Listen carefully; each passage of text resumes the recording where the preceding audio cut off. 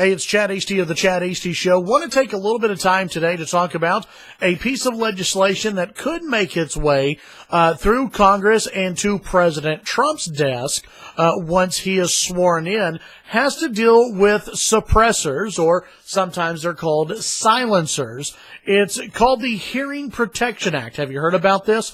The Washington Post had a story over the weekend. Their headline, "Gun silencers are hard to buy. Donald Trump Jr. and silencer makers want to change that." Now, they go through and they talk about how the federal government has limited the sale of firearm silencers. They compare it to James Bond. You know, whenever you watch a James Bond film and you hear the silencer, the suppressor, you hear pew pew. That, basically. Those who have fired, you know, on any really, on any type of gun, a true suppressor, it doesn't sound like pew pew. Unless, you know, maybe, of course, you have some subsonic bullets and, it's on a lower, powered gun. But on an AR-15, a suppressor actually doesn't suppress too much of the sound. It just makes it a little more bearable. And here's why. The Washington Post, they actually didn't lay out all the figures, but a really good story that you should go and check out. It's at thefederalist.com, thefederalist.com. It's by Sean Davis at the Federalist, and the headline is, "Progressives don't understand how silencers work. Here are some facts to help them."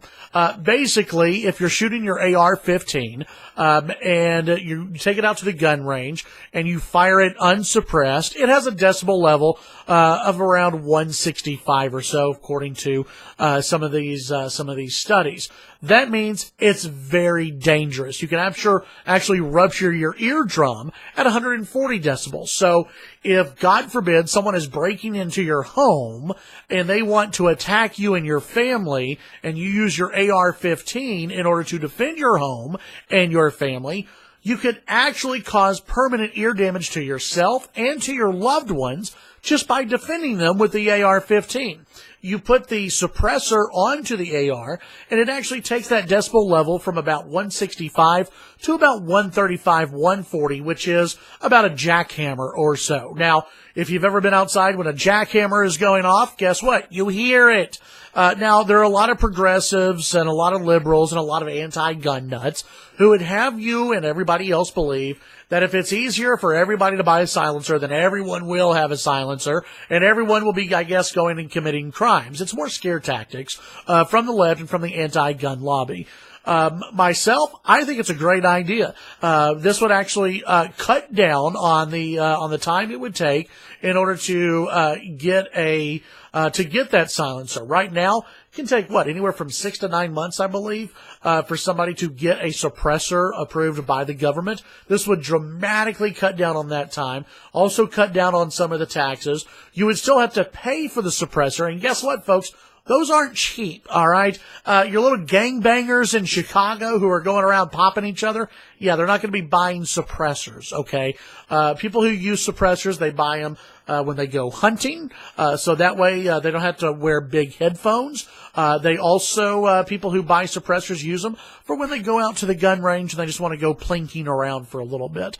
So I am all for, I think this would be a great piece of legislation if it were to go through. The Hearing Protection Act, you can read more about it at thefederalist.com. We're also going to talk about it on the show today. And hopefully, as we move forward, we'll be visiting with lawmakers in the nation's capital and see what they think about the Hearing Protection Act.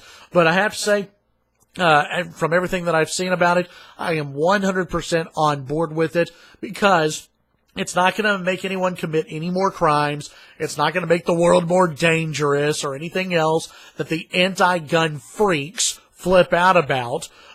Just like they flipped out about campus carry, just like they flipped out about open carry, just like they flipped out about concealed carry. Anytime there's a gun issue, you have the anti-gun nuts who absolutely freak out about it.